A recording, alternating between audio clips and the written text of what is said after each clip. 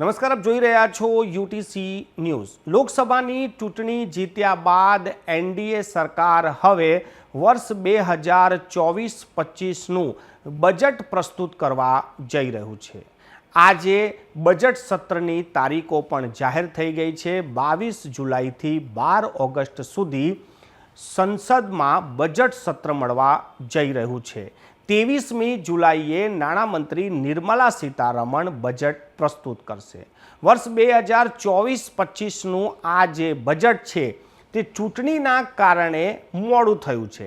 એમ તો આપણા ત્યાં જે બજેટ છે તે ફેબ્રુઆરીમાં આવે છે, પરંતુ આ વખતે ચૂંટણી હોવાના કારણે ચૂંટણી બાદ પૂર્ણ બજેટ હવે આવી રહ્યું છે। આ બજેટ પર જો વાત કરીએ તો અત્યારથી જ જે લોકો માની રહ્યા છે કે 10 લાખ સુધીની જે આવક છે તેની પર કરવેરો હટાવી શકે છે। સાથે સાથે જે ખેડૂતોને સન્માન નિધિ આપવામાં આવે છે એ સન્માન નિધિ પણ વધારી શકે છે, એટલે કે 10,000 રૂપિયા સુધી વાર્ષિક કરવામાં આવશે।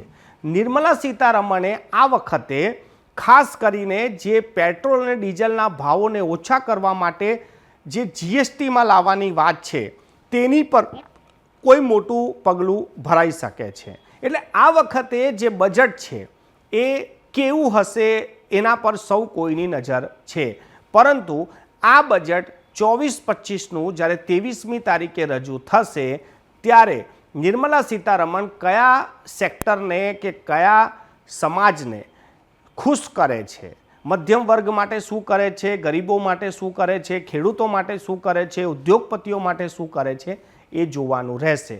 આજે તારીખ જાહેર થઈ ગઈ છે, 23મી જુલાઈએ વર્ષ 2024નું બજેટ રજૂ થશે।